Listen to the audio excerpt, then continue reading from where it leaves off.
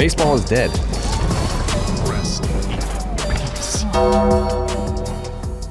I guess we're kind of just continuing the trend of recording at night. I feel like we don't do that. God bless you, Jay Hay. God bless you. And we're like we on. don't. All right. Yeah. I feel like we So I don't didn't normally hear it because he's record. on mute again. No. You, I'm in. We're good. He's there. Okay. He's locked I in. didn't hear the. We don't normally record at night, except for when we do the playoffs and we do the World Series and we record at night. So we're kind of just keeping it rolling here. We did today two interviews today. We had Roy Wood Jr., who is hosting the MLB Awards on Thursday. So that's the interview that you're going to get today on this episode of Baseball is Dead. He's On great. Thursday, we interviewed the Grandy man, Curtis Granderson. So you will get that interview on Thursday. But I figured, like we could have just smashed them together and been like, all right, it's just going to be like a lengthy pod. I was like, all right, well, we can spread them out because there are some things we need to discuss on this Monday episode that you're probably listening to on Tuesday because the record was spread out over the entire day of Monday. But man, do we have to start with this Emmanuel Clase Luis Ortiz story. I guess Ortiz got arrested in Boston today. It's fucking crazy, man. And what? Concerning this? Like linked to this? Yeah. Yeah. He can't leave the state of Massachusetts. Yeah, until the trial. So he got hemmed up like right now. Yeah, oh, yeah. Right What? now. Right now. Right what now, about right now, what today. about old Clase? Where's he at? DR? I don't know where he is. I haven't seen an update I mean, I'm not on asking that. you to divulge if you do. yeah. I mean, shit. So that's where I want to get with the because I'm sure Dallas is going to put his tinfoil hat on at some point. And honestly, I might join him if we're on the same wavelength of this because I've seen a lot of the same takes. I've seen a lot of, man, these guys are fucking idiots. How stupid could you be to throw like you made $20 million as a big leaguer and you threw it all away for $7,000. That's where maybe I am going to start to put on my tinfoil hat and be like, if it, on the surface, if that's the story that we're being told, if that's accurate, then all right, yeah, very stupid, very dumb. But Hold what? on. Well, I mean, I know where you're going, but who amongst us, show of hands, believes that was it? A lot of That was people a lot of content that I've consumed on the internet is just like, man, these guys are dumbasses for doing this. And then I started to think of the college basketball players that were shaving points because the mob was like, we'll break your fucking legs if you don't. And now I'm thinking, like with the Cuban players when they defect, and it's like, yeah, we'll get you to America. If you give me 60% of your future earnings, we'll get you there. And then they come to collect. And sometimes maybe players look like they fell off a horse and broke both their ankles, or maybe, I don't know, something else happened. So that's where I'm thinking, like, maybe we'll never know. Maybe we'll never know the true story here. But I find it really, because I've seen the people being like, man, like it's sad if your gambling addiction has come to this, that you're just to get the rush, $7,000 when you're making 20 million, man. It's like, or is there more to the story that we don't yet know? I'm not saying that. I definitely don't know anything. I don't know anything. It's just with stuff like this, I feel like you're being a little naive to just take the story on surface level. Yeah. Yes. Jay Hay's got a thought, it looks like. What do you got, Jay? I'm going to go close my door so I get attacked by these pterodactyl fucking moths here. Go ahead. Well, so I'm curious where DB is going to go with the kind of the conspiracy talk, but I do feel like the main thing here I'm willing to say that there's more. You can come back and tell me, haha, when there's more revealed. I think that Emmanuel Clase maybe just kind of fucking sucks. And that maybe I'm sure it is bigger than him in some way, but all of the evidence points to that Emmanuel Clase, at least in terms of the baseball player end of this, was the straw that stirred the drink, and that was doing it for the longest period of time, was having direct communication with the bettors, direct interactions, not with the benefactors. Yeah, not during the through, game, texting during the game. Yeah, not through intermediaries, directly with these people. They have proof of that. I'm with you that I'm not necessarily going to assume that like this indictment is 100% buttoned up. But if they have that and they have these other things tied to Clase, that he was facilitating the stuff with Ortiz and that, it probably is bigger. And for the people saying it's not, maybe okay. But like, I do feel confident in the idea, at least, that Clase is stupid, very stupid. Yeah. And like, listen, man, like I'm not drawing parallels between these two things, but he was already suspended in his career for a misstep, a performance enhancing drug, whatever it was. So like your benefit of the doubt is gone. And confirmed like, stupid. And this just like obviously blows it out of the water. But like to me, like I am confident in at least one thing here, and that's that Clase is a moron and probably a little bit of a dirtbag, or maybe a big one. Yeah, I think. I mean, as far as conspiracy, like what is conspiratorial about this outside of the actual term and them conspiring together? So I like, in terms of like, I just don't know what sort of other conspiracy theory pops up from this. I think it's simply, and I've talked to you guys about this offline, and we've talked about it online. Like, how would something like that go?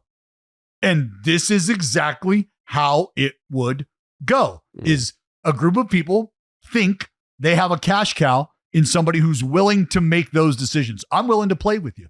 I'll do it. That's Clase, right? I'm willing to do it. What do we got to do? Tell me how we work this out. All right, well, here, you can not have to worry about throwing the game. All right. So let's just start there. You don't have to worry about wins and losses. Sound good? Oh, okay. All right. Yeah, I'm interested. What else you got? It's really just a pitch. Just one pitch is all we need from you. Just one. Nobody knows it. It's not the at bat. We don't need you to throw the same pitch 5 times. We don't need any of that. Just one little thing, and we can move on. And more times than not, I mean, you try to throw strikes on purpose, don't you? Can you throw a ball on purpose? Yeah, I could spike a fucking slider, no problem. Well, my pitch usage is going to tell me that. In the clips of him spiking balls in the dirt, Andy Pages fucking swung at one, and he was just like, "Oh shit." Yeah. Yep. And that right there is like, the interaction. That's what they're talking about, right? Yeah. But so you just had a group of people who thought that they were one step ahead. Oh, there's no way that this pops up. What I find interesting is you go back and there's people who have questions now about last year. Right? Well, didn't it say it was dated back to 23? Yeah. Yeah. You go and look at his postseason performance. Well, yeah, he gave up 8 earned runs in the postseason after giving up 5 earned runs in the playoffs or in the regular season. Yeah, I don't know. I mean, I feel like it's not like you're getting better odds on ball strike in the playoffs versus the regular season. I mean, I feel like you're not. And here's what's very dumb. Tracking it. It has everything to do with tracking it, Jared. That's why it is important to just remember that this isn't about a game outcome. This is something that quite literally in the middle of the game can be done, can be executed, and you can move on. And that's why so quickly today, Major League Baseball is already spoken with sports books, and they've already put a limit on being able to do this. $200. And they've also eliminated the ability to parlay those picks. Correct. Right? With So velocity you- or anything. Yeah. Sure. So the there's a literal cap on what you could take away, what you could walk away from having won that singular bet. And that's where they talked to Clase and said, look, we've got a way. But before this happened, they said, we got a way to do this, man. We've got a way to do this. We can bundle this performance. Nobody's going to be none the wiser. Here's where, obviously we talked about Clase being stupid. Here's where he's really stupid. And both of them are stupid.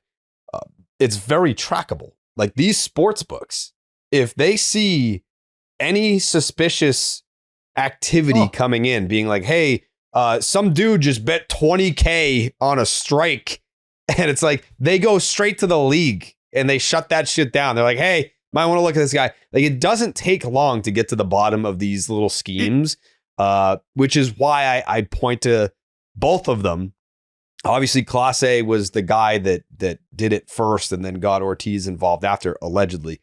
But you have to know you're going to get caught. It's just a matter of when. And with all the data that these sports books have on the back end, they know exactly, like the dollar amounts that come in on a certain pitch and what that goes up against on like the average. Like they will notice irregularities and they're on your ass. And if it's egregious, which a lot of these, it's like, hey, I just put fucking 25K on one of the best relievers at the time of all time to throw a ball, and he just spiked it, 40 feet in front of fucking home plate. That's suspicious. We're going to look into that. And then from there, you're leaving a paper trail of texting these people during the game to be like, hey, spiking one, at bat number 2, pitch number 2, be ready to bet the mortgage. And yeah, like it's easily traceable.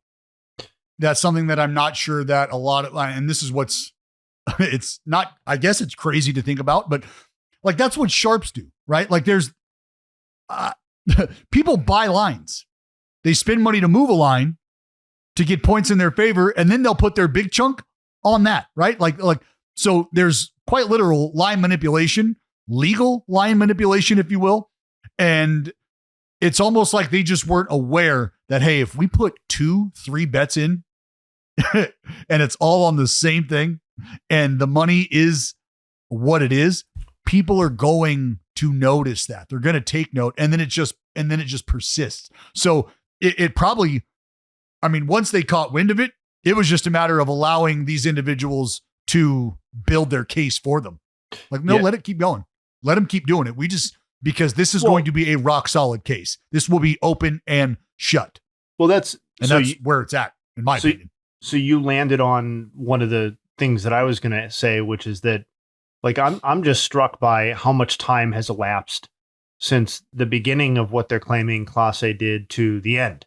And I'm not going to say that I am offended or appalled, but it, like, as a sports fan, there is something like unsettling about the idea that this has been going on for most of 3 seasons. And like, it was only the 3rd season where the government or whoever, like whatever, felt compelled or ready to bring the case forward. And like, listen, I don't live and die on Guardians game outcomes. And I understand that they have a process to go through and they don't give a fuck about like a baseball season. I'm not saying they should. But I honestly, they should not care. But like that's where we're at with the sports world, where like it can take that long and I'm consuming, or we are consuming, fans are consuming seasons worth of content that are in some, or of games that are in some way, I'm not going to say tainted, but like dirtied a little bit, like now in question on some level, at least on an individual performance level. That feels like lame to me. And also, like, related to that, it is like shocking to me when you step back and think about how quickly this has moved and how quickly we have gone from the first scandal that broke that was kind of like semi-related to this, to where we're at now, which is people are manipulating individual pitches, allegedly game outcomes, like the most sacred thing that's been punctured. Like we're people were saying, oh, how long will it take before? Well, no. It didn't take any time at all. Apparently it was happening already when we were asking the question. It had already fucking happened. So like, Jay, hey, we can't. And I believe me, I am not speaking down to anybody when I say this. I at no point ever did I think to myself, you know what? It'll be different this time around. Once sports started, once gambling became legal to the extent that it has in our country, at no point in time did I step back and think to myself, you know what? They've got a handle on it though this time. And we're not going to see another Black Sox thing. We're not going to see another Pete Rose incident. We're not going to have that. No way we're going to have that. This has never not been going on. The only reason we're seeing it now to this extent is because of the day and age we live in, the information age, the media, and how cyclical it is, and the fact that the cycle never stops, and the fact that, once again, there is so much money involved here for people that could potentially be missing out on this money that they've already started to feel and reap the benefits of. There's no way that they want this to go away. So they're going to try to your point, as quickly as it's moved here. Think about it. We just had the referee, right? Tim Donaghy. We went through that how many years ago? We just had a guy from the UFC get popped and dismissed from the UFC for throwing his fight because of the ridiculous bets that came in on him losing in the first round, not getting out of the first round. Now we have it in baseball. Like it's at what point, like, we're not so ignorant to think that we've been doing this completely above board since the Black Sox, right? We're not that ignorant, are we? The only problem is now baseball has never been above board. What's that? Baseball has never been above board. It's never. Arguably the dirtiest sport to ever do it. Like it is what, that's why, when people talk about like the Astros in 2017 and, people get on me for being like, yeah, like I'm over it, whatever. And they're like, easy for you to say the fucking Red Sox got caught cheating too. And like, it has nothing to do with that. If I was a Marlins fan, I'd be like, I'm over it. Like I'm a baseball fan. I wouldn't call myself a baseball historian, but I know the history of the game, maybe a level below a historian would. So I'm just not, I don't know, stuffy enough to hang on to certain things. And just, I look at it as like a Shakespearean play. Like there is triumph, there is tragedy, there is controversy, there's drama. Like I like it for all those things. The Astros cheating scandal. It's a part of the story arc of the game of baseball, for better or for worse. You can love it or you can hate it, but you're still reacting to it with emotion. So something like this, where it's like, oh, Emmanuel Clase, he was throwing balls in the dirt for money. That's just another wrinkle into the story, the history of baseball. It's not the first wrinkle in the story. It's not the first thing to be like, oh my God, I can't believe this has happened. Like it's happened, not this specifically, but things that should shock you, that are reprehensible, have been happening in the sport since they invented the motherfucker. So no, like I'm not gonna like be like, oh, I'm not gonna grasp my pearls, but it's just, I don't know. Like I get it. I also would love to protect the integrity of the game, but I'm not gonna get up on some soapbox and be like, we need to do something about it. I'm like, I'm a viewer. I'm a fan. I'm gonna sit here. I'm gonna watch the story play out. And I think Major League Baseball's swiftness to be like, all right, we're putting a cap on this. Like they were like, we're going to fix the problem. We're going to fix it right now. We're not going to be like the NBA and just turn a blind eye to it and hope that it goes away. Major League Baseball was like, okay, didn't know that this was going on. Now we're aware. Here's our solution to it. It's put in place immediately. There you go. We'll see how it plays out from here. It's that's the thing is you can call it a solution. It's an effort to thwart. It's a measure taken. Yeah, because when you boil it down, could you still bet on a single pitcher to throw ball one and make money on it? Yeah. Okay. So then really nothing changed. Well, right? It's just the amount of money. Just the amount of money. That's all that changed. So just nothing like the changed. Gambling thing in baseball, we have the Black Sox, we have Pete Rose, we have Emmanuel Clase. This very much, just like cheating in the sport, will forever be whack-a-mole. Something happens over here, you think that you have fixed it by banning Shoeless Joe Jackson. He can't be in the Hall of Fame. These guys can never play Major League Baseball anymore. That'll teach them. They'll never try to bet on baseball ever again or throw games or whatever. And then, certain amount of years go by and there's a different thing that happens within the sport and history will repeat itself. It just will. And there's nothing that you can do, like you said, Dallas, to prevent it from happening ever again. But you kind of just try to make an example. Like these guys will have an example made out of them for sure. Like being the first, it's like being the older sibling. Like you're the first to go through the system. You have it the worst. And I feel like these guys will absolutely have an example made out of them. And will it deter players? Sure. Will it deter all players? No.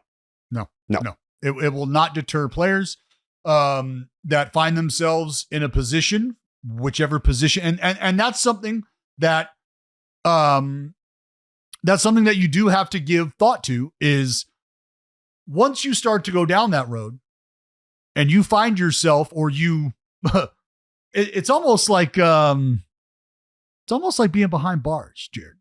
Jay, it's almost like if I know that I can make your honey bun my honey bun with little to no resistance, and I find that out day one, guess what? Your honey buns are now my honey buns from here on out, simply because you showed me that they can be my honey buns. Why would you start to resist? Hold on. Are you resisting?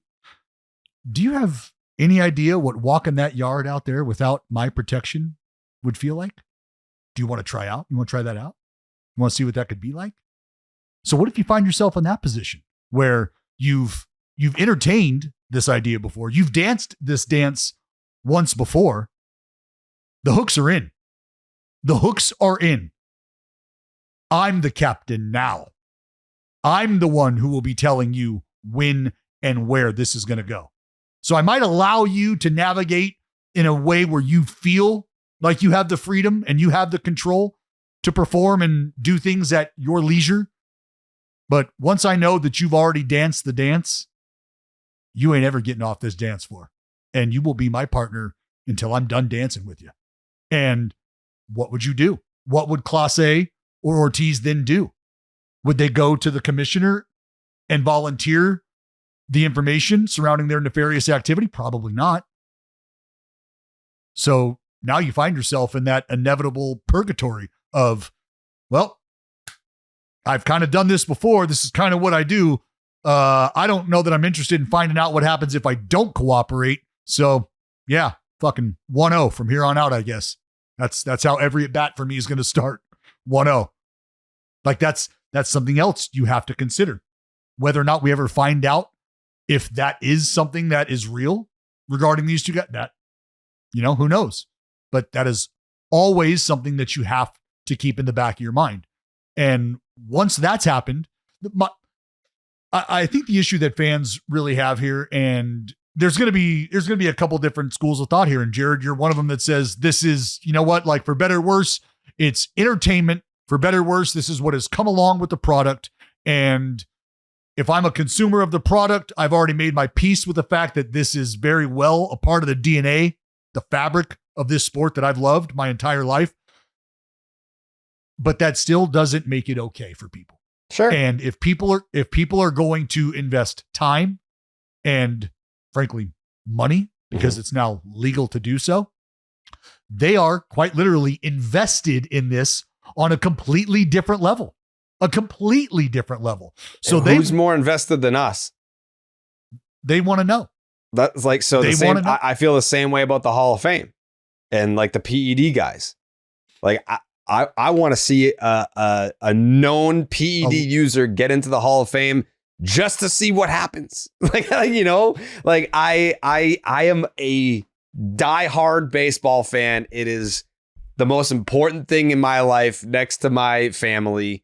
And I mean, it's entertainment at the end of the day. Like, it is entertainment. Like the Hall of Fame is not the gates of heaven. And you know, like I feel like people treat it that way sometimes. And, you know, for like, I'm interested in the story arc of the game. I am. And I love a good plot twist. I love a good heel turn. I love a good babyface turn. I'm a wrestling fan. Tell me a story. That's all I want. Tell me a story that's going to captivate me. And this is a captivating story.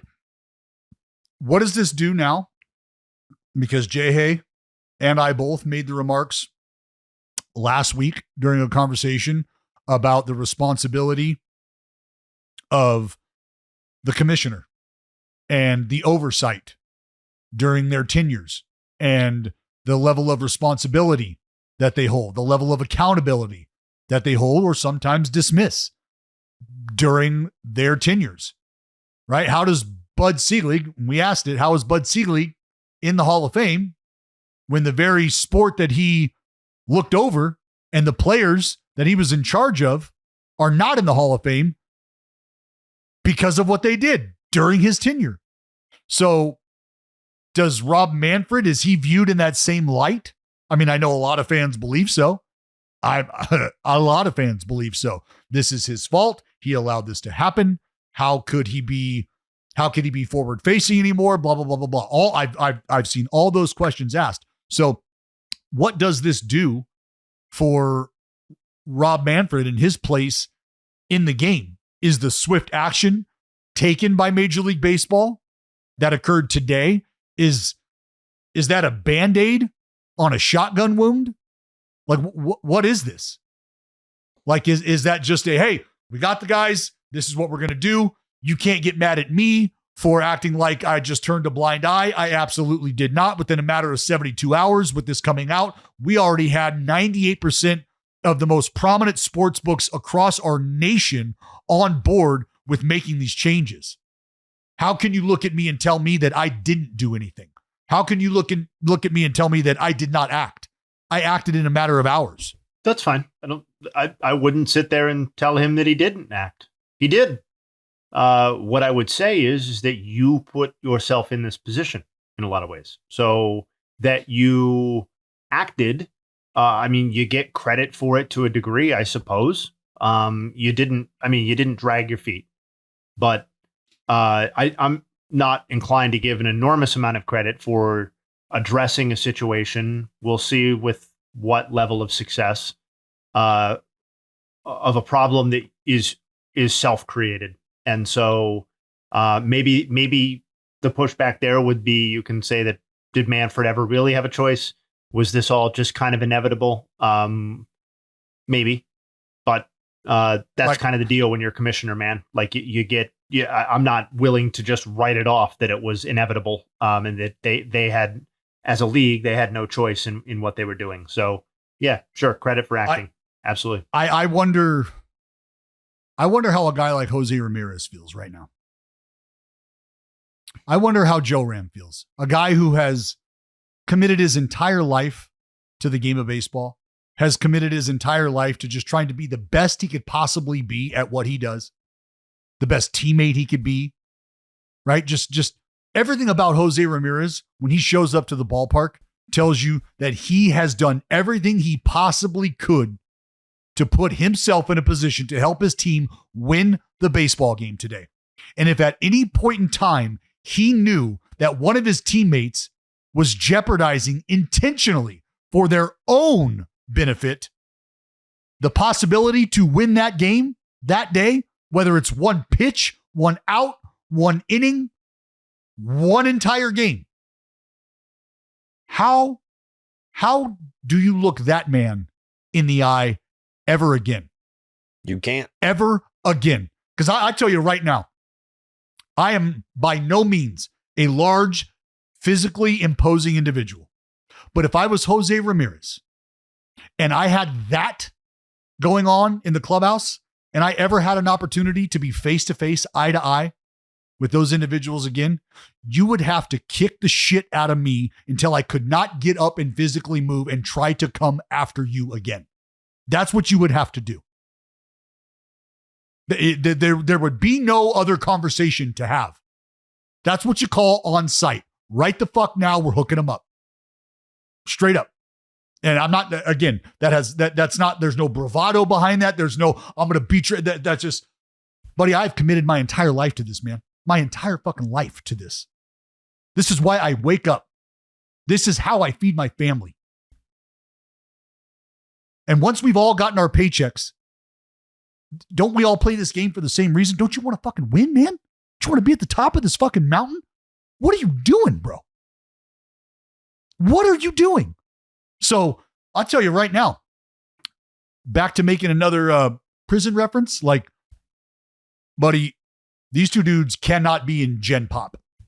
This is straight up PC, protective custody. And that's exactly what banning them for life would do, is hopefully protect them from individuals who feel the way I do that they played with, that would say, man, I'm going to get mine from you. One way or another, I'm going to get mine from you. Now, I don't know if there's anybody that feels that strongly about it in that room or in that clubhouse, but I just don't know how you even look these individuals in the eye. I don't know how you would even be able to come back to them and say to their face, I'm sorry, 10 years later.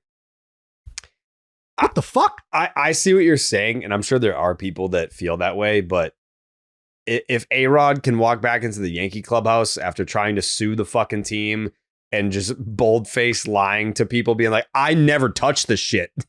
Oh, different. And then just like being like, actually, you know what? I've been taking it my whole career. My bad, guys. I'm gonna accept the longest suspension. Like, I get it, because it doesn't, like, to your point, the point that you're making is that he being enhances our team. Like, I'm like, him doing that, right, absolutely is meant to help everybody. Right? Like, when you think about it. But when you do it after testing gets implemented, then you're making $275 million, knowing there's a very high chance you're going to get popped. Now we can't construct a roster that's going to have an all-star third baseman. So now we're in a hole financially. We're in a hole with our lineup and our defense. And like, now that's when you're hurting the team because you're being selfish. Like, you want to go out there and help the team, but really, like, I believe him when he says, I just wanted to justify my contract. There was a lot of, pressure to perform and all that. I do think that part of him wanted to win a World Series as well. But if he were to power rank them and been honest about it, he wanted to be the best. Like, it was for selfish reasons more than it was for team reasons. Oh, so be the best, earn the money, win the ring in that order, right? Get the Grammy winning singer girlfriend. Because if I am the best, I will get the money. And if I'm the best and we get paid, I'm probably on a team that's going to compete for a championship. Yeah. So that's why all of those things, as grotesque as they may feel, still stack up on the side of, well, people would still be able to look at that and go, so he was trying. But to your point, and I feel the same way, how do you look at your teammates and go, hey, man, my bad on those 80 games. That's hand up. My bad on the year. Wasn't it 162? What did he get? Like 200 and something, and he got it appealed down to $162 maybe? Yeah. Yeah. Down to a full season. Yes. Yeah. Mm-hmm. And to your point, dude sued the fucking game of baseball. He tried to sue his own team. The union. Yeah. Man, I obviously, like, A-Rod's a different cat, and he can beat to his own drum and be a one-man band over there. But how do you walk into the clubhouse? How do you show up to work when it's all said and done? I would expect my key card to not work that day. But think about the level of you from the Yankees. Think about the level of ego that you have to maintain to go through those things. Yeah. To do those things and walk into a room and almost expect not to have that perspective thought about you. Like to almost like be taken aback should somebody either bring it up, address it, or not want to have anything to do with you. Like, hold on, why? What? Why? Yeah. Because the defense is, well, didn't I serve my time? I served my punishment. Like, why are you angry at me? Isn't that how society's supposed to work? Do the time for the crime. Has it already And been once you've determined done the that it'll time- be a lifetime ban for these guys? I mean, it has to be, right? Based on the precedent Oh. with Pete Rose. I mean, determined or whatever, but yeah, it is. Yeah. Yeah, I mean, a combined 65 years in prison is That's the the max, other thing. Like, right? I mean, we're doing Oh, prison that's a joke. time. Yeah, that like No, that's I made the joke right away. Like, I'm taking the under on the 65 years. yeah, yeah. Like I don't think. Yeah, that this is nobody, like neither one of these dudes. Well, shit. Or you said Ortiz got arrested, Yes. Yeah. so he was booked, right? Booked, charged, released. So in terms of quote unquote jail time, he went to booking and then got out, but he will not serve a single day in custody in Yeah. terms of like, this is your punishment now. Kiss your family goodbye. You're going to be here for 6 months. You're going to be Yeah. here for a year. You're gonna be that ain't here happening. until you die for this. No, it's going to be a Throwing few years of balls? probation, pay a fine, and there you go. Because it almost kind of boils back down to what we talk about with the PEDs, right? The decisions guys have to make. Am I good enough where teams will want me even after the fact? Well, they don't have to worry about that. But am I financially secure where should I get caught? I can take that hit. Well, for Clase A, yeah. So just a horrible, horrible unfolding, man. Brutal. Yeah.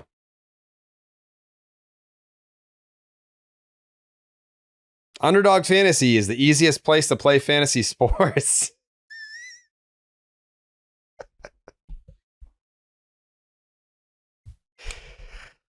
I mean, it's got to go at the front of the show, you know? That's where it I goes. gotta go take a shower. That's where it goes.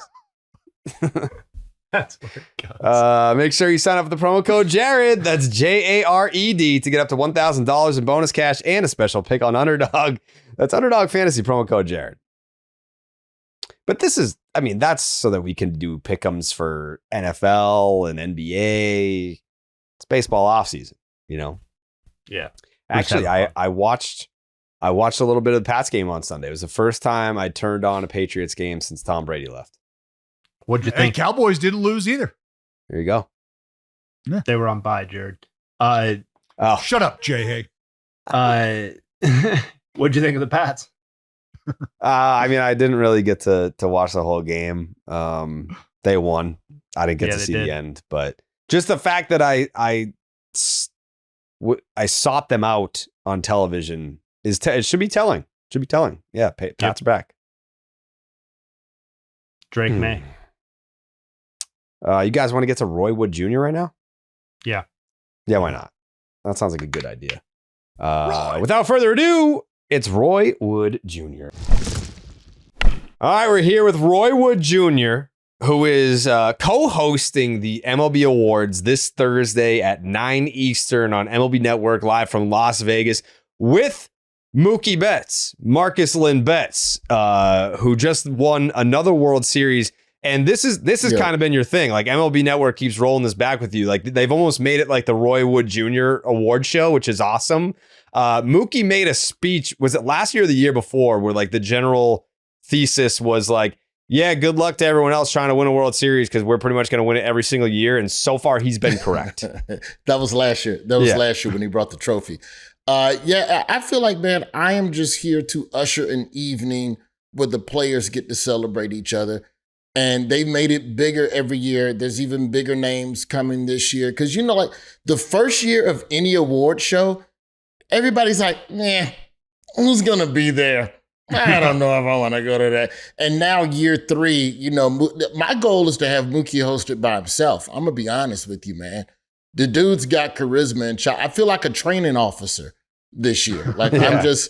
I'm like, Mookie can put on the trainee badge and handle it, man. But, you know, it's just, as a gentleman who grew up watching baseball and loving baseball, to be a part of its biggest night of the year where they celebrate the best of that year, I would have never thought that. You know, When I led Ramsey High School to a 17-16 victory over John Carroll with a game-winning RBI strikeout walk-off.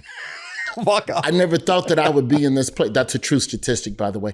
I never thought that I would be here in this place. But here I am, rubbing shoulders with the great Mookie Betts. His resume is almost as good as mine. He doesn't have a walk-off strikeout. That's true. I mean, so I kind of need to dig deep on that. A walk-off strikeout. So you're up at the plate, you swing and miss, ball goes to the backstop, you're safe at first base, run comes in to score, it's a walk-off, you guys win.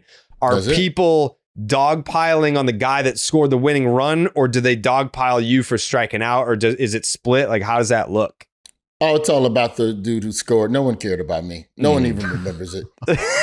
I'm reduced to a single line at the end of a Birmingham News article. Yeah. You know, and that's fine. But it's all about the country. I don't do this for the glory. This is what you guys need to understand.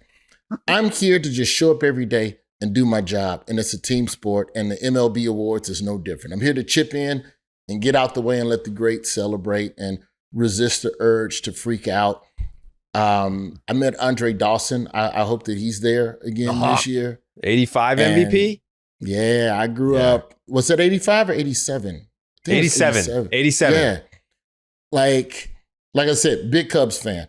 And I feel like that's the one person that I've met so far where I'm like, don't freak out, don't freak out, don't freak out. Be cool. Don't say anything. Don't ask him if the Jerry curl made him faster. Don't freak out. Don't freak out. just shut your mouth, man. Hey. Oh, go ahead. No. That's it.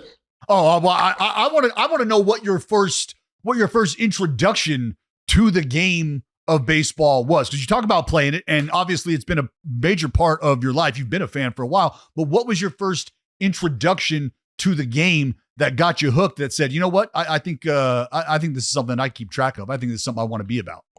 I played casually in second grade, and then didn't touch it again until we got to Birmingham in the fourth grade, and playing Little League baseball in Birmingham on the west side. I think part of it's because it was my first year in a new place. Baseball was this great communal activity. And then you're meeting kids who live from all over the neighborhood, not just in your school zone.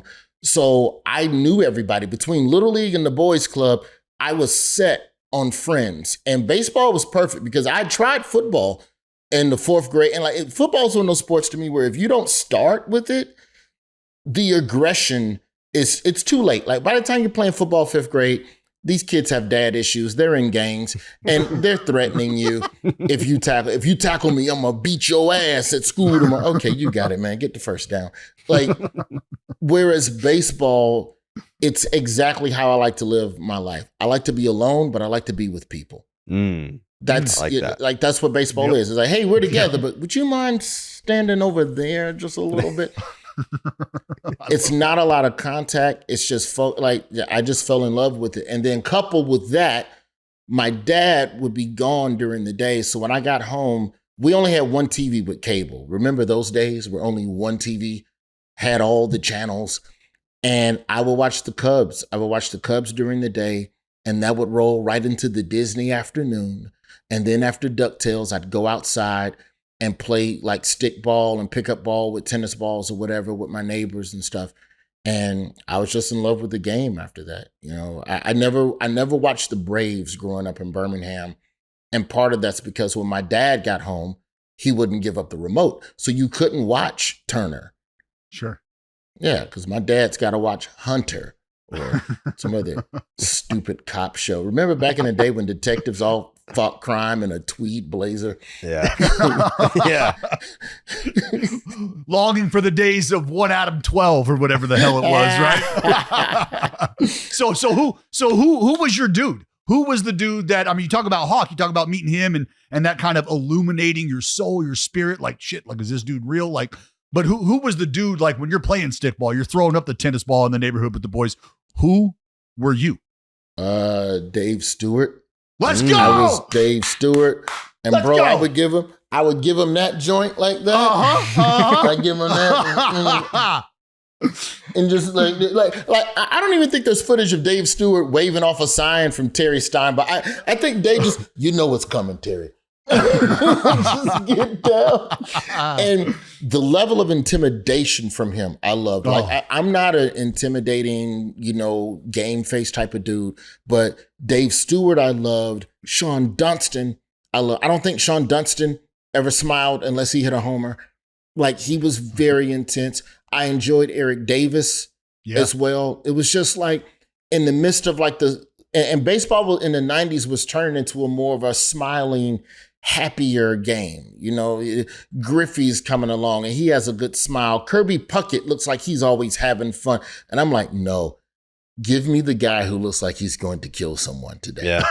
Have you ever met Stu? Have you ever met him? No, I haven't. I feel like we crossed paths briefly at MLB Network one day, but it was one of those quick high and buys. But yo, man, I just be so thankful for what these players have given us and given to the game that I almost feel like I take it as a badge of honor to give them space and quiet.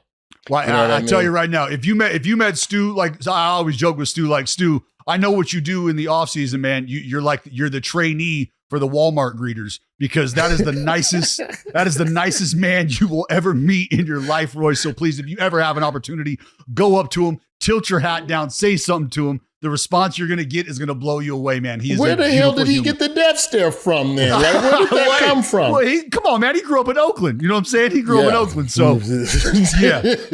Exteriors, Roy. You know about these, dog. Come on. Yeah.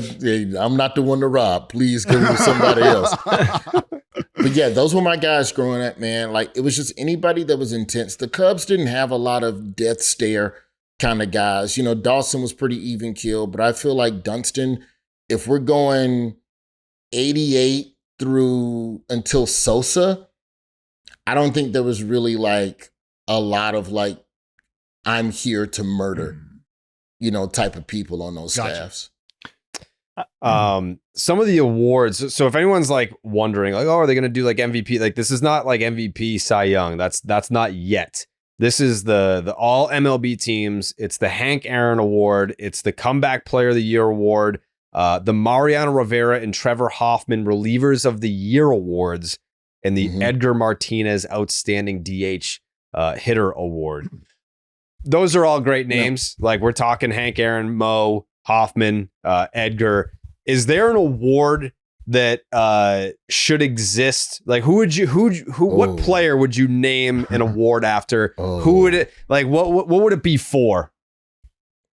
Who would make a great inaugural winner of this award in your mind? The Albert Bell Gary Sheffield Intimidation Award. Ooh, okay. And this year's winner would be Tommy Pham. Okay, yeah. I love it. I love it. That's There's quality. There's a quote, and it was like, this is like week 2 of the season. Yes. And I don't remember what happened that made Tommy Pham say this after the game, but Tommy Pham basically said, and I'm paraphrasing, if they want it, I'm more than happy to give it to them. That's why I take MMA in the off season. Yeah. Yeah. That's a maniacal quote. Just in the middle, you're only like, we're a week into the season, Tommy. You're threatening dislocated shoulders. I love it. Like, you need someone that is going to be a protector of their teammates, and that is, and much like Dave Stewart, Tommy Pham, met him last year at the MLB Awards. Completely kind. Yeah, he very is nice. He's a sweet dude. He's a sweet guy. He really is. Chill. This is the quote. This is not the quote that you're talking about, but it goes even harder than the one that you're talking about. Yeah. 1-run ball game, close play at the plate. And actually, it wasn't even fucking close. It was a shallow fly ball to left field. You would expect the left fielder to throw the base runner out on that play, but the situation of the game, third base coach sends you got to go. I'm nailed out at home by a mile. I'm going to the dugout, and I hear the tough guy with all the hoorah shit. So I'll never start anything, but I'll be prepared to finish it.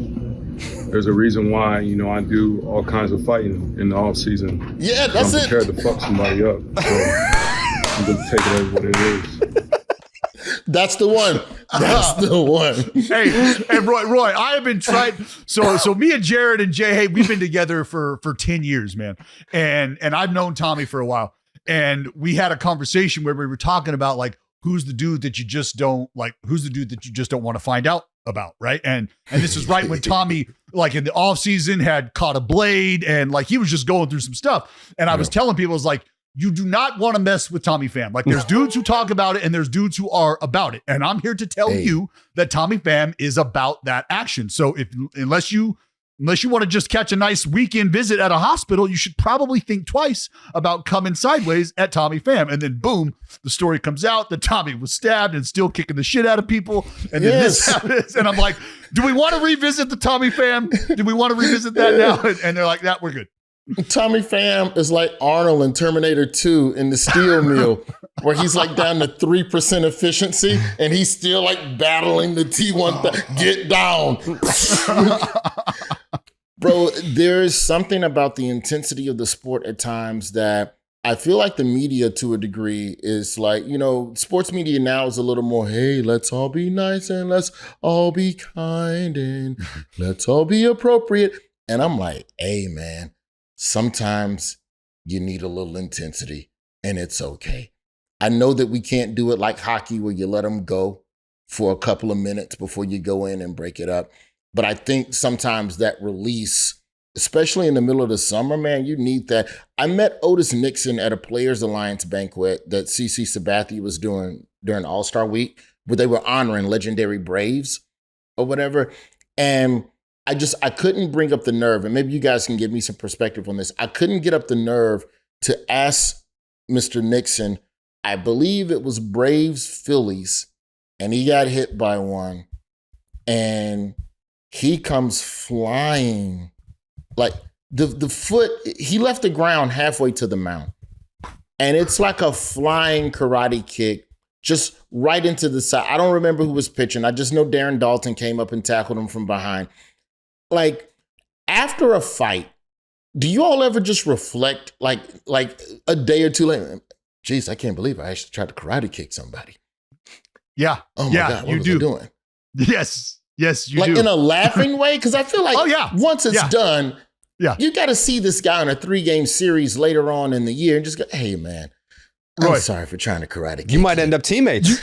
I was just going to say, you could be, Roy, you could be teammates, and what happens is, and this happens later that day, Roy, after the game, you go up into the video room, and because the ballpark has cameras, right? And so you're rewatching what happened, and you're looking at this guy do this, you're looking at this guy do that, and you're like, oh my God, what the?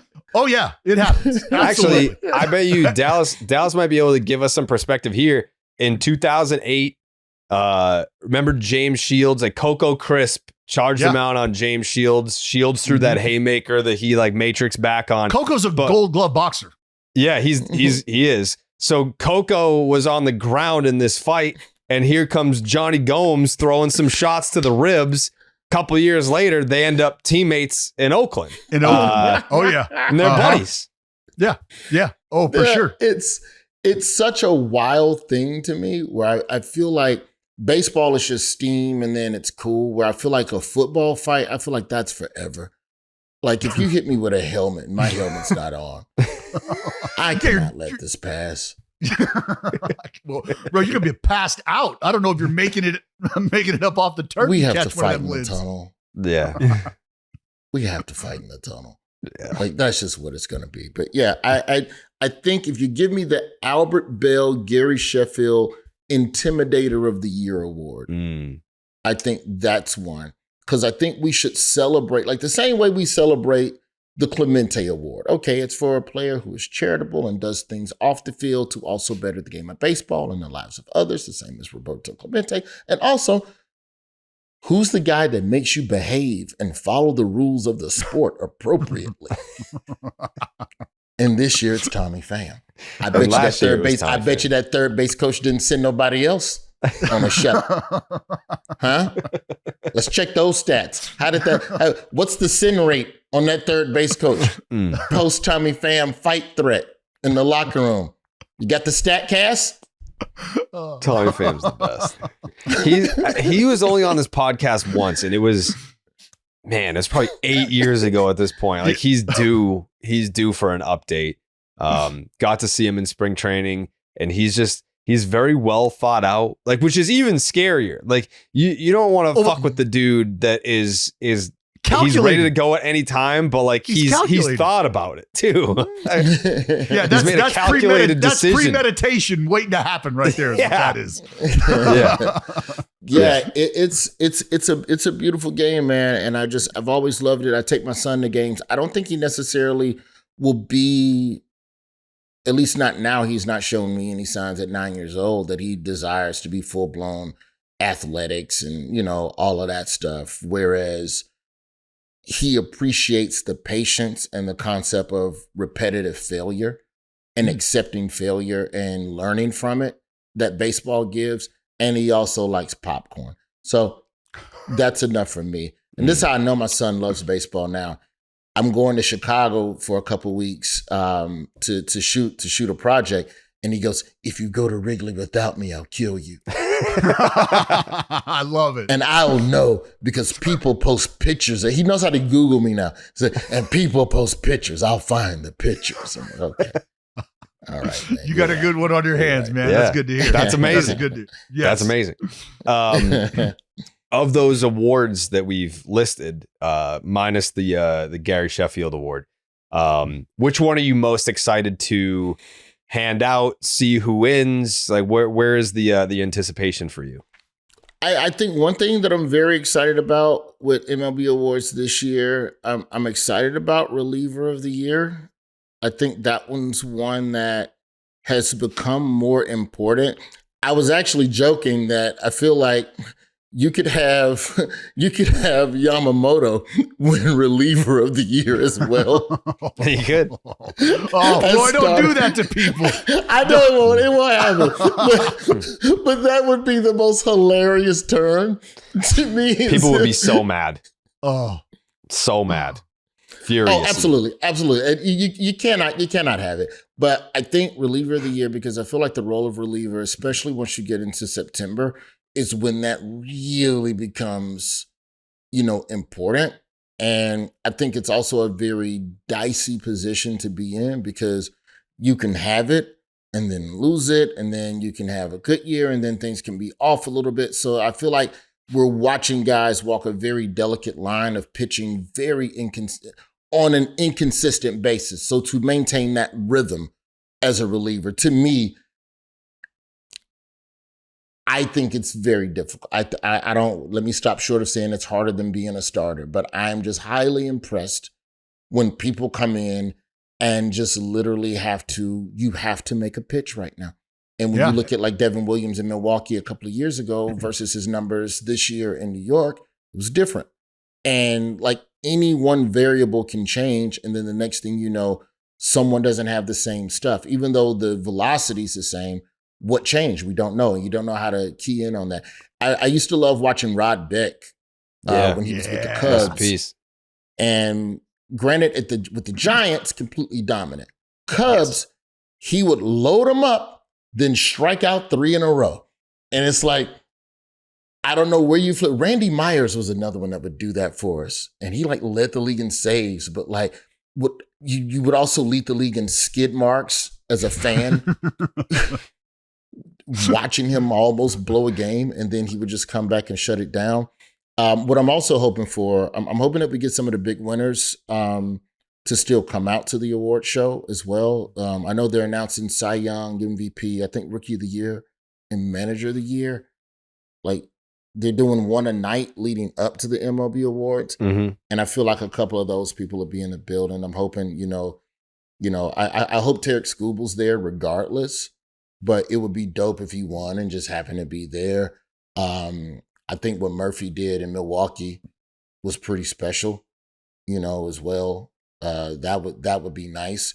So, I think it's not just the awards we're giving out that night, but if some of the winners of the awards earlier in the week are there too, to just be able to stand on stage and give them their flowers, you know what I'm saying? And find a moment or two where we can, give them a shout out if you will. I mean, Detroit was, the wheels almost came off, but they held it down, bro. They held it down. Like AL Central, the White Sox had to go and get the Pope. It's a beast.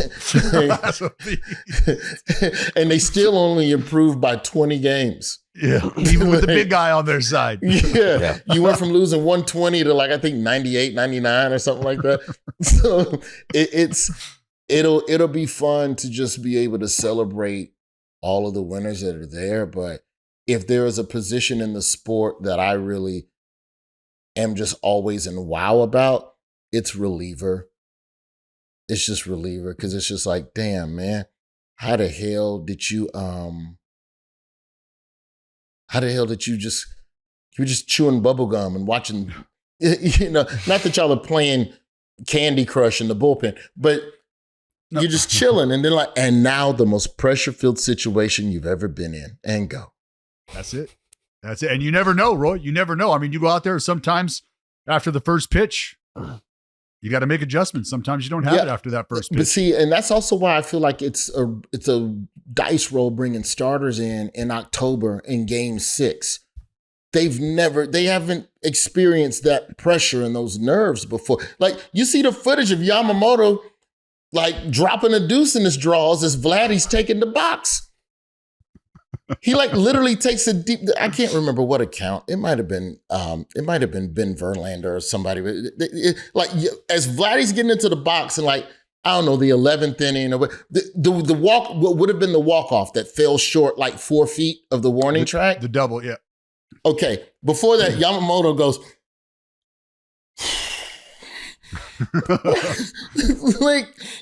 That's new territory for a starter to be in, man. So yeah, I think reliever. I think that's always the one. I think we need more reliever walkout songs. I think we need to bring back the bullpen cart.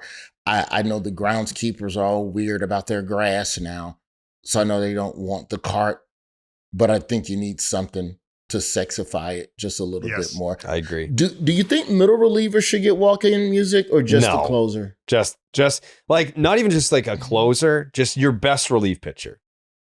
Okay, he's got to be the guy. He's got to be a guy. It can't be someone where it's all right, yeah, I used to be a closer. No. You got to be the guy. Yeah. So you only get walk-in music if you're the guy. Right. I feel like, and I know we're not here to fix the game of baseball and make it more exciting and blah, blah, blah. I do think baseball will benefit from a 1-by-1 on-field introduction.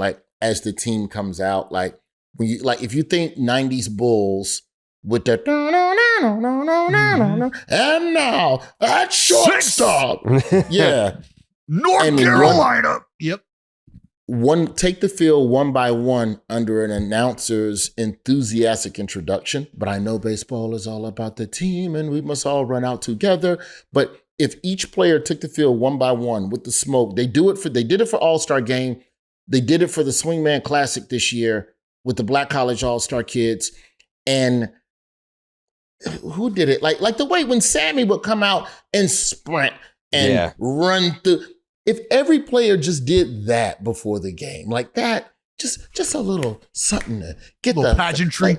Yeah, because I don't know. These ratings are won and lost on casual fans who like stupid stuff, and I'm trying to figure out where to add stupid stuff that doesn't add length to the game. Sure. And I feel like that's a fair choice. Yeah, I agree. They can definitely. Do that. It's like the people who were hating on the 18-inning classic, and I'm like, that was amazing. But then there's people that believe the 11-inning game. Mookie Betts himself, in fact, said the 11-inning game was more exciting than the 18. And I don't know. I feel like the 18 was.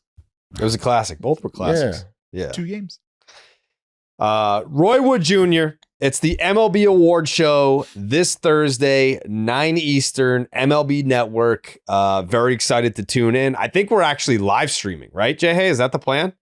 Yes. That's right. Yep. Yeah. So we'll be Raleigh live Judge, streaming baby. to, don't be nervous, but no. Yeah, we'll be live streaming it.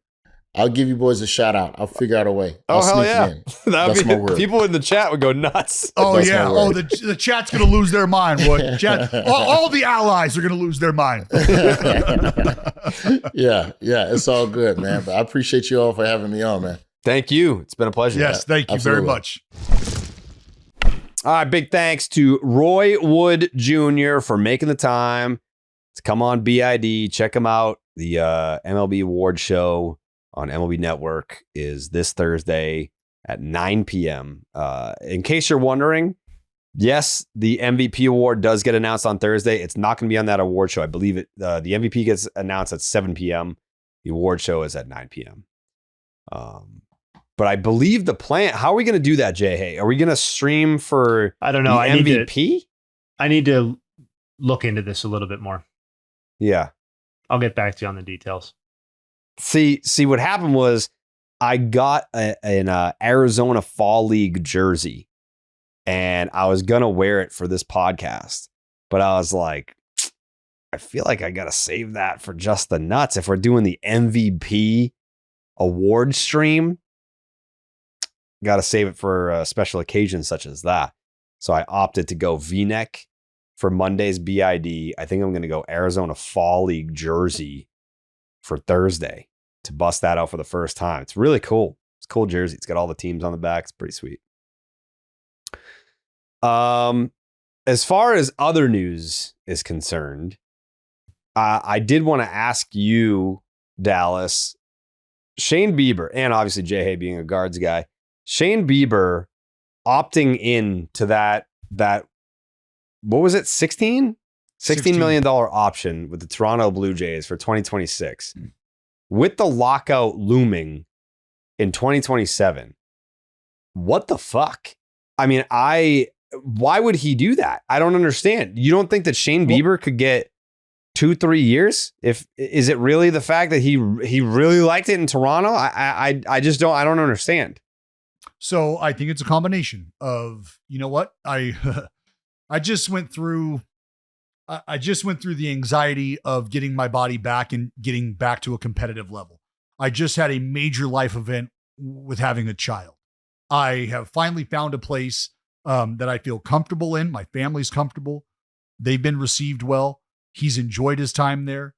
And I think, as I've talked about with the lockout looming, whatever sort of deals you might be negotiating, you have to believe that to some extent, whether it's limited baseball, no baseball, or somewhere in between that, if that exists, that's a part of those conversations. So if it's, hey, you know what? We can crack a $16 million nut right here, not have to worry about what the negotiations look like involving a 27, gap year, if you will, and the kind of implications that could have on the actual contracts that come my way. Because in a day and age where we have 3-year deals with opt-outs in the first 2 years, 5-year deals with opt-outs over the first 4 years, like when all of those things exist, you have to start to think like, well, I'm not really, maybe the contract situation's a little muddier than I think it is. So if it comes to earning power, I don't think we're on different pages there in terms of thinking that he could have definitely garnered a high dollar multi-year contract. That being said, I think that everything I outlined earlier with the comfort and the anxiety that comes with working back from an injury, going through that life event where your family's growing, and when the stable piece to your life is where you're at and who makes up that comfort zone, when that's like the most stability you have, you latch onto that. And that means something. And we both know Biebs. And I mean, I like the dude, he's a thoughtful, he's a genuine individual. And he is absolutely one of those guys who can say to himself, like, how much is enough? I think enough is enough. And I'm not telling you that he's looking to turn down $100 million+ deal. That's not what I'm telling you. I'm telling you, I think he also understands, like, you know what? I can bet on myself. I like how things have gone. I'm not so far away from that deal if that does in fact come my way. And so all it really takes is for him to perform in 26, take that 27 gap year for whatever it is. Let's not forget, this is a dude who, when the entire world was turned upside down and on its head, what did he do? Bro, he retreated inward. He retreated inward, got in the lab, and won a fucking Cy Young. That's what this dude did. So he is more than willing to play the long game. So his next year will be his age 31 season. So yeah, like you think at the start of his age 33 season, potentially he's going to get 100 million. Like I just don't see it. I don't know. I'm not going to tell him what to do, how to live his life. Not that. What? Yeah, no one's handing out $100 million going into a potential lockout. So, but I don't think anybody was giving him that contract this offseason. Like I don't think. No, you're right. I don't think big money was there for Shane Bieber this offseason. I think a lot more money than he settled on was available to him. But I definitely understand his because I think like there was some surface level stuff. It's like 3.57 ERA and 7 starts. Like that is really good coming off of the injury that he had. But like the underlying numbers, not quite as encouraging. And I think that was going to get picked apart a little bit. And this isn't me saying that he can't get better or that this isn't good for a first 7 starts coming off of elbow surgery. But when we're talking about the magnitudes of money being committed or not, I do think he was going to face some level of skepticism. What I think is interesting is that he didn't even choose $16 million. He chose $12 million because he had a $4 million buyout, right? So like, I'm not trying to be pedantic or correct anybody on this. I'm just trying to hammer home the idea that like, it's actually even less. And I do think that that brings the questions that you guys are asking. Like, what information am I missing here? Because even laying out the skepticism that you can have over Bieber's, like his performance at high dollar levels for 2025, that still doesn't explain 1 year and 12 million being what he would have got. He definitely would have gotten more money than that. So it's like, it has to be about a comfort level. It has to be about maybe, and this is speculation, but maybe some down the line optimism about working out a longer deal at a place that you are comfortable in Toronto, where it seems to be. And maybe he just felt like, hey, I can make $12 million difference here, or I can hit the market and, maybe come up something short of the qualifying offer on a 1 year deal. But I know what I'm getting here. And that's what it is. Was there a qualifying offer extended? He didn't have the opportunity. Yeah, not to him, right? Yeah, he wouldn't have had the opportunity to accept a qualifying offer or be presented one. Yeah, because of the mid-season trade, right? Oh, yeah. Yeah, shit. So then when I think about that, because what's that at? 22? 21? 22? Yeah, 22. Yeah. So do you think Bieber would have received, let's say he spends the entire season with Toronto. Do you think he would have received a qualifying offer?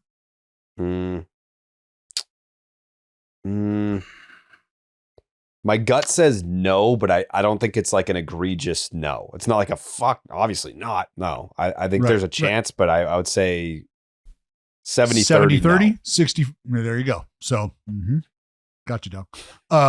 That is why I think the 2027 gap year is a huge part of that conversation, because you're a year older down the road. And if you're not getting, or if you're not in that neighborhood of a qualifying offer in terms of AAV, well, then what does that AAV start to look like? Are you somewhere in the 12 to 15 mil a year neighborhood?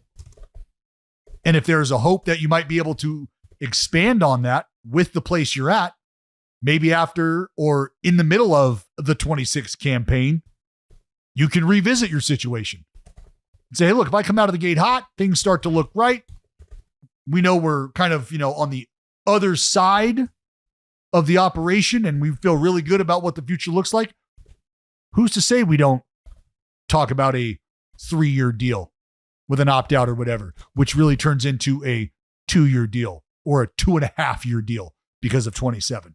That could very well be something that happens. Yeah. Interesting. I don't know. I just felt like it would have spawned an interesting conversation. It has. I say let's fucking get him on the podcast and ask him about it. I feel like we have the capability to do that. So maybe we aim to do that at some point soon before someone else gets him on their podcast and asks him about it. I'd like to have that conversation with him here. Yeah, I just don't know how, again, whether you want to reveal all of the reasoning behind the decision you make, that could very well impact a future conversation.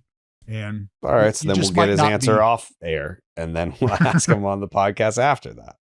It's very simple. Munetaka Murakami got posted and immediately got eviscerated got shredded. The baseball nerds. And they're not wrong, dude. They're not wrong. No, I didn't realize, I knew the strikeout percentage was high. I knew he hit a lot of home runs and I knew he struck out a lot. But then they started going into the velocity numbers and they're like, this dude hit fucking 088 against fastballs that were 94 and 93, higher? 93, Jared. 93 and higher. And then they were going through all the data and it's like, he probably saw maybe 100 fastballs in his life that were faster than 93. And I'm like, okay, that's, so I think the grandson of the wind in San Francisco, he had a similar issue before coming over to the States. And he did well enough once he got here. I think these guys can adjust. But man, did he get fucking shredded the day he got posted. And it wasn't like opinion. It was like, here are the strikeout numbers. Here's what he does against velocity. You tell me, do you want to give this guy a fuck ton of money and promise him a starting job on your opening day roster? I'm like, no, I'm not rolling the dice on that. Jay, hey, you remember when we were talking about how Paul Goldschmidt needed to become an Uber driver because he couldn't get to 95? Yeah, that was 7 years ago. Starting 9. Yeah. Yeah. 7 years ago, right? Yeah. Paul Goldschmidt's still playing baseball. Sure is. So he made the adjustment. Yeah. What an MVP after he was just not supposed to ever hit 95 again. So to the point of being able to make adjustments, it's very real. Yes. But we are talking about a guy who had contended with 95 plus throughout his entire career in Paul Goldschmidt, and a guy who has not seen anywhere near on average or with anywhere near the consistency, the type of velocity, whether it's fastball, breaking balls, period, across the board. Velocity in the NPB and velocity in the KBO and velocity in the MLB are all three completely different animals. Yeah. Let me ask you guys this question, because Milliken posted some stats or amplified somebody else's stats about his performance against velocity. Compared 93 plus, I think was the example here, compared with Okamoto, I believe is the other guy. And the latter's was much better than Murakami's and all this. And what does that say about his ability to translate?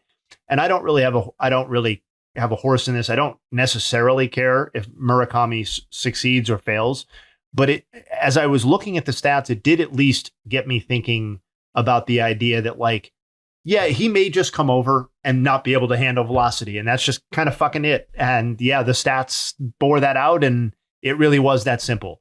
But I also wonder, for a guy who has achieved so much over there, if there is an element of, I'm going to master the things that I'm actually going to face, or maybe that's not even a conscious decision so much as here's the environment that I play in.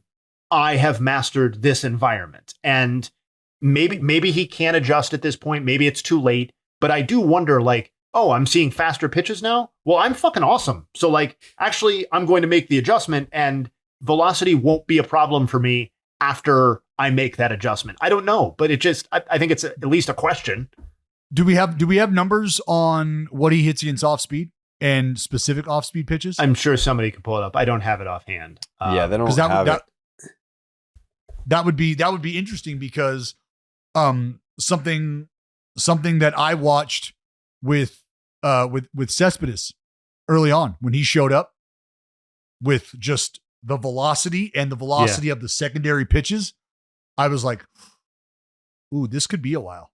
Yeah. And then it was like a week later and you're like, this motherfucker's a freak.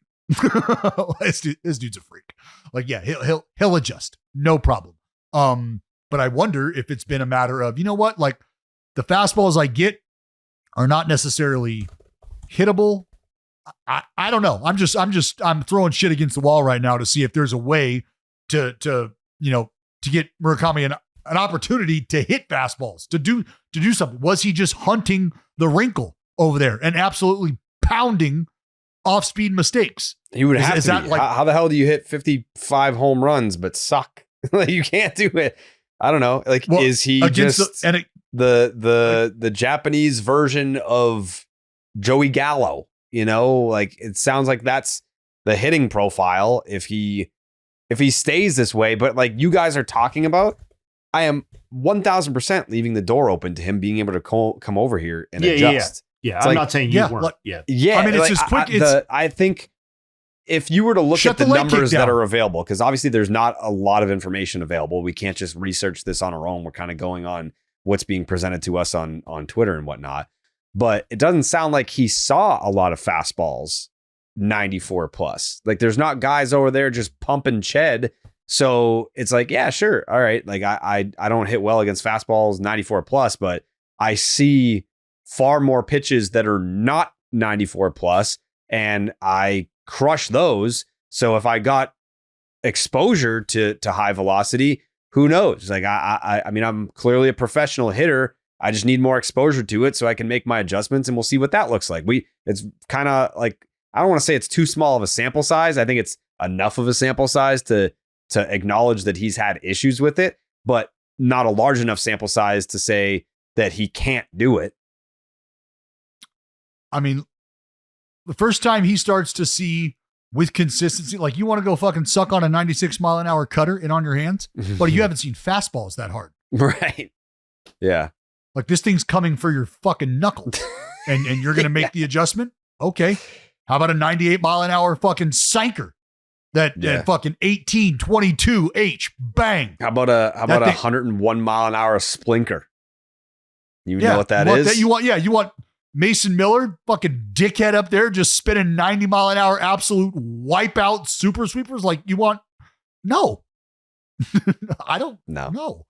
So I want to see, like, that's where the adjustment and mechanically, physically, if you can hit the ball the way that he is capable of doing so, I am absolutely not just going to write him off. Like, nope. And that's why I said, if it's a matter of making the physical adjustments in the swing, shutting a leg kick down, getting a little more quiet, right? Just being quicker, being in position sooner and ready to fire. You make those adjustments. It's all part of how you evolve as a player. So I think if you feel like you have proven all you need to prove in one place and there's an opportunity to go explore and to challenge yourself, right? I mean, how about Kenta Maeda? He's going to finish his career back where it started. He came over stateside, got his cup, did well, got the experience, got his bread, is going back home, and he's going to call it a career after doing so. Isn't that what Tanaka did? That's always an option.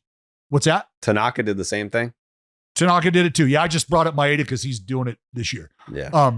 But yeah, that's always, I mean, Kenji Jojima back in the day, catcher for Seattle, left a lot of money on the table to just go home. Was like, I'm good here. This shit is, well, I'm not good here. That's why I'm going home.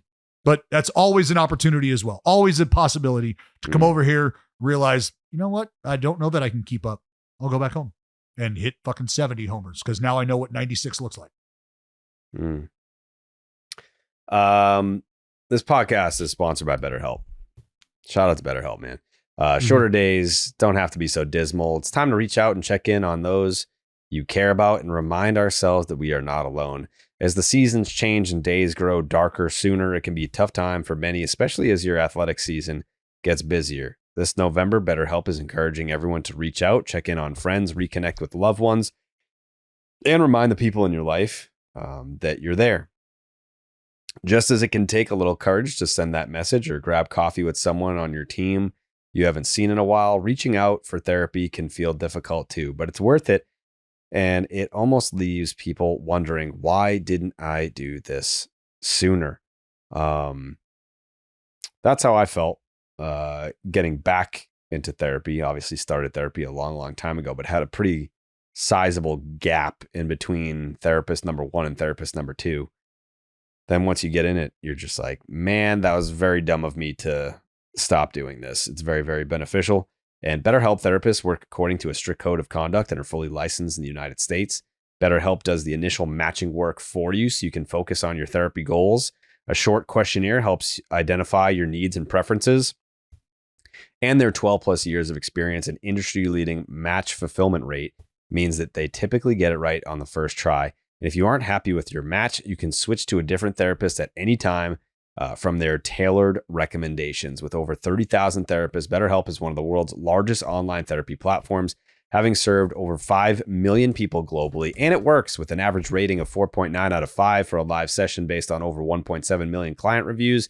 This month, don't wait to reach out, whether you're checking in on a friend or reaching out to a therapist yourself. BetterHelp makes it easier to take that first step. And our listeners, the BID fam, you guys get 10% off your first month at betterhelp.com/baseball.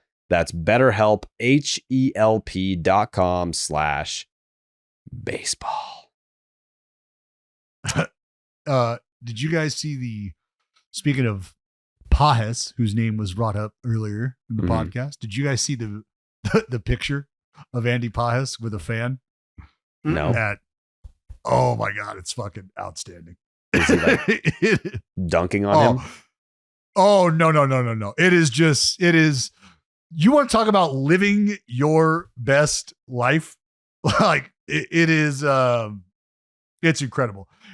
If he were to open his eyes any wider, he would bleed to death. That's how red his eyes are. He's got Uggs on.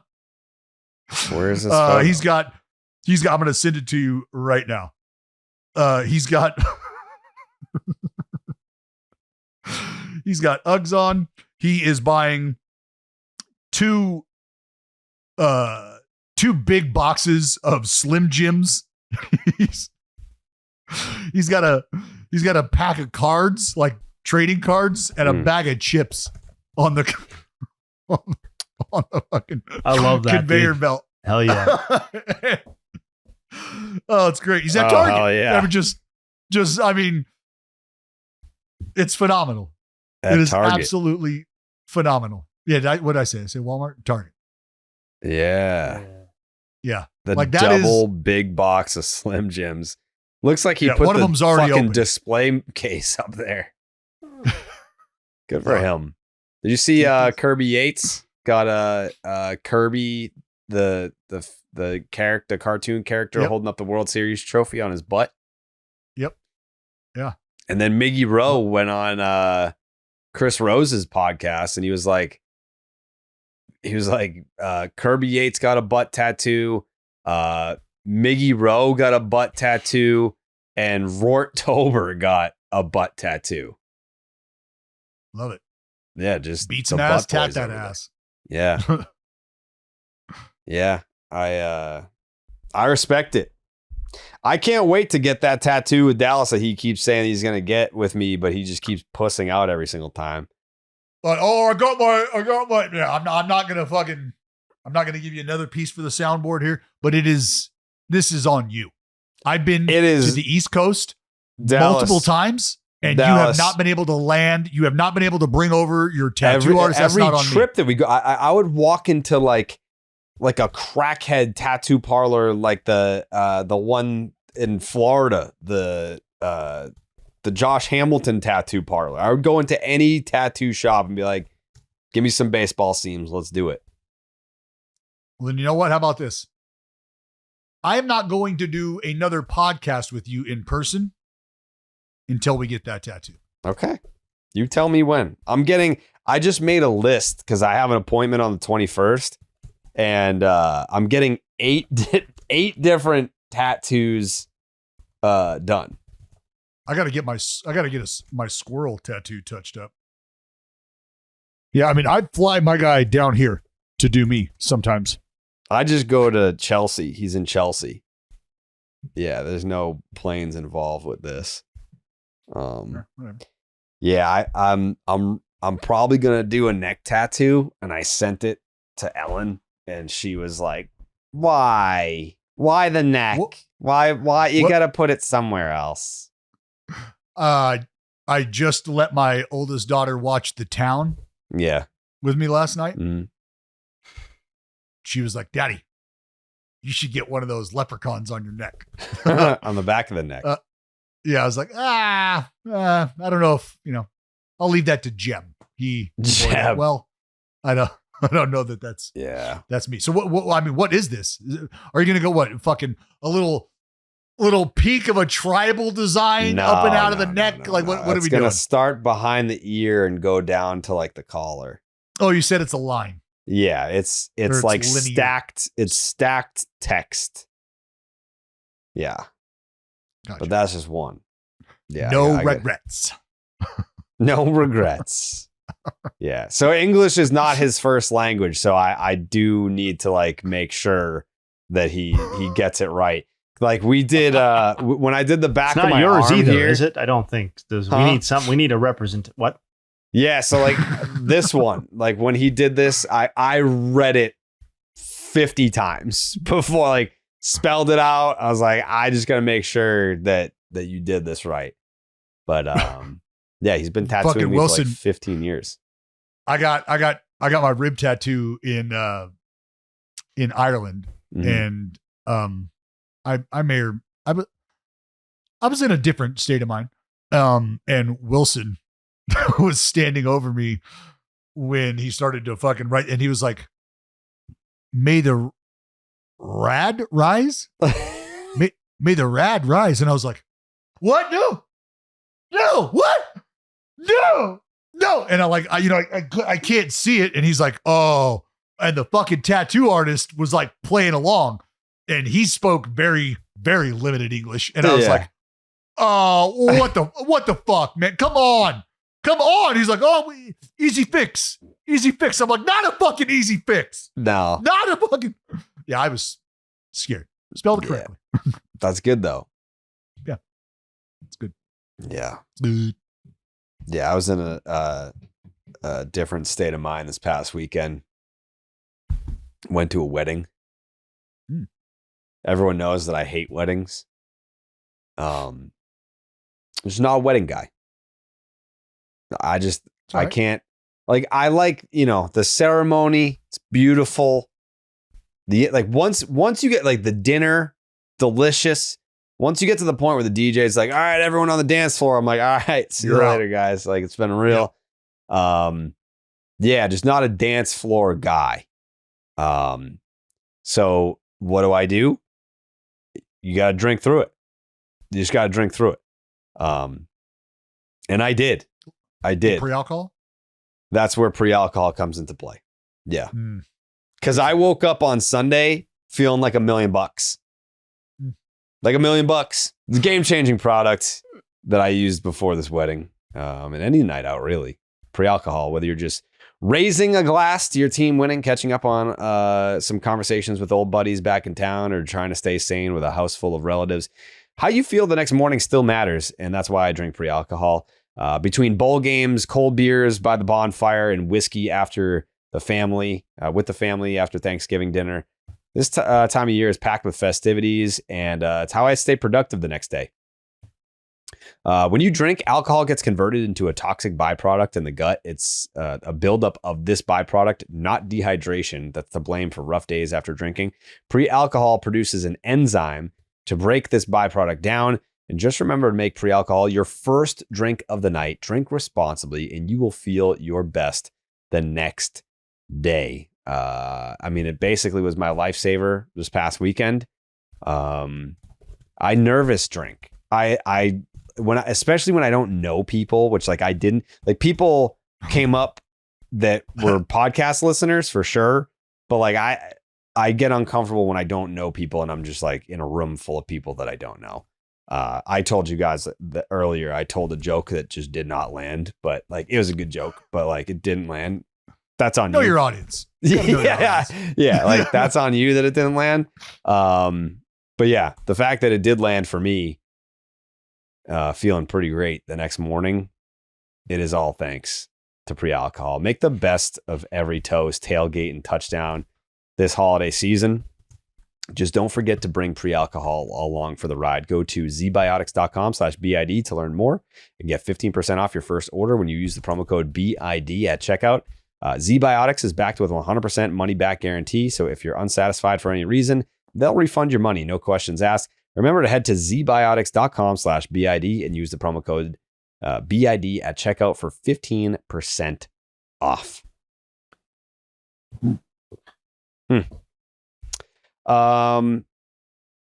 Anything else? Anything else you guys want to hit on? I know that Nick Kurtz took home some hardware tonight, Dallas. Yeah, he sure fucking did. I mean, it was inevitable, right? Sun rises, the sun sets. Nick Kurtz is your AL Rookie of the Year. Mm-hmm.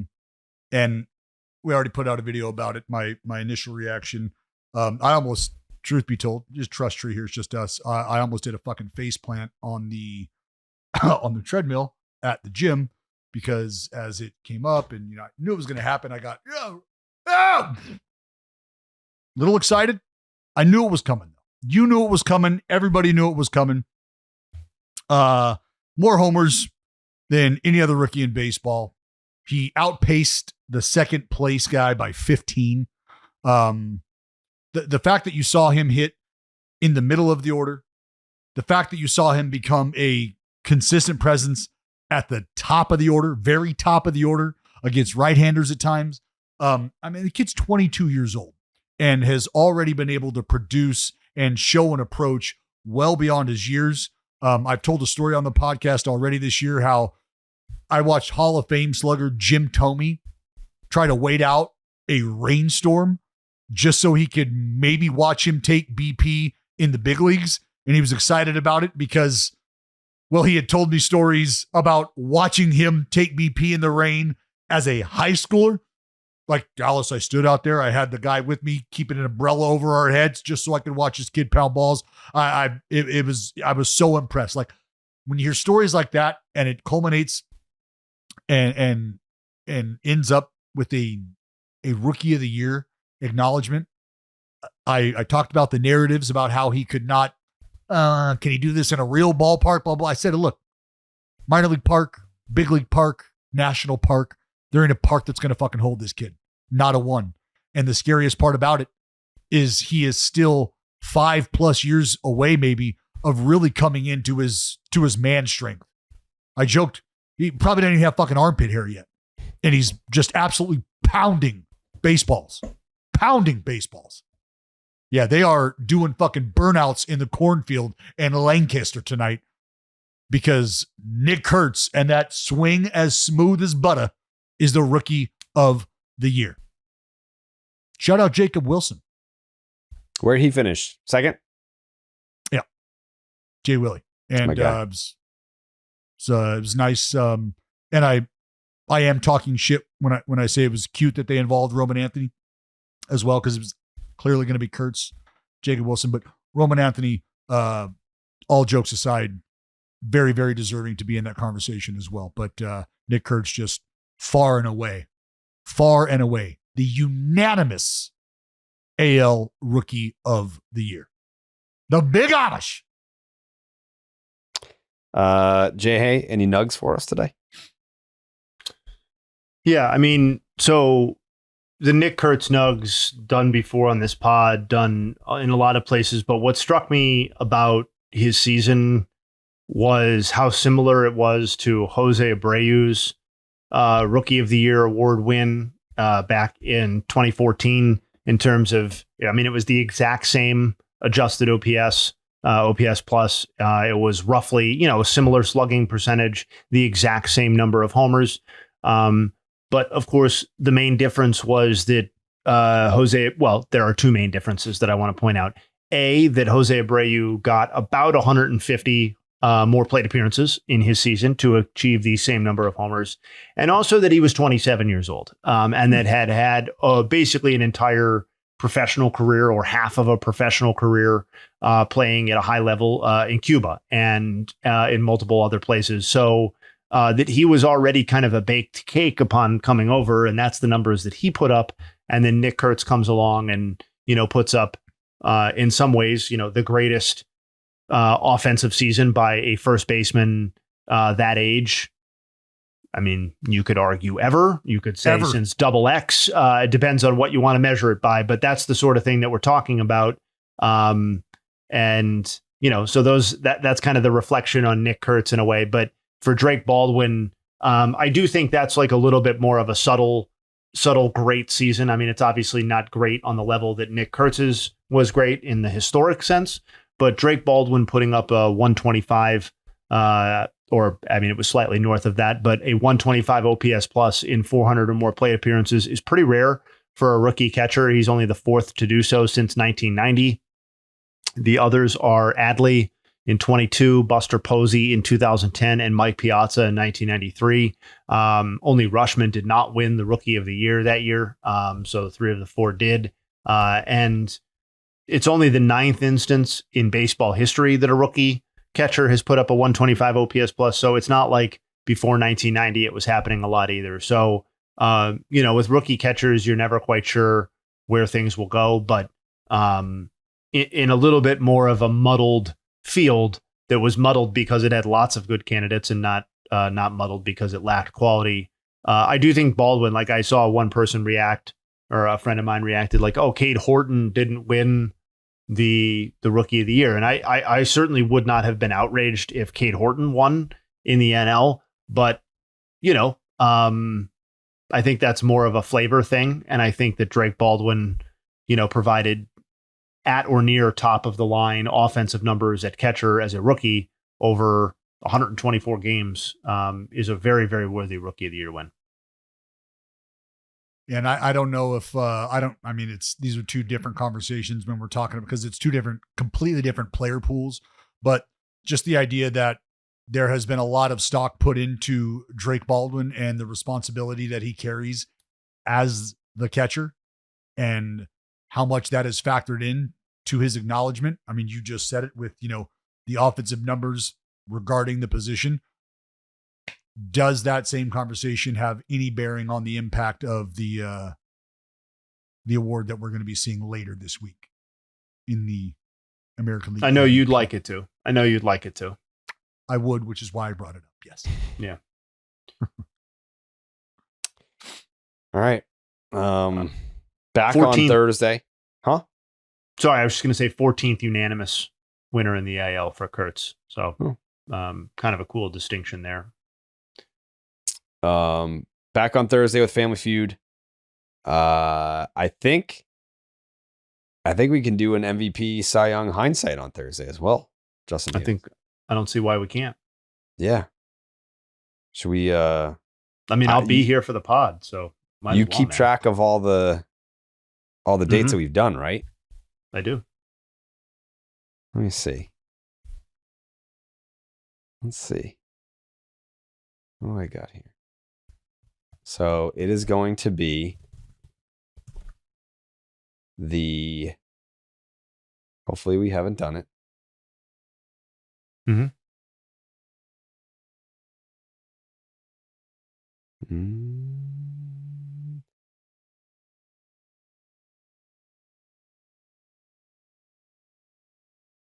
I think we might have done this.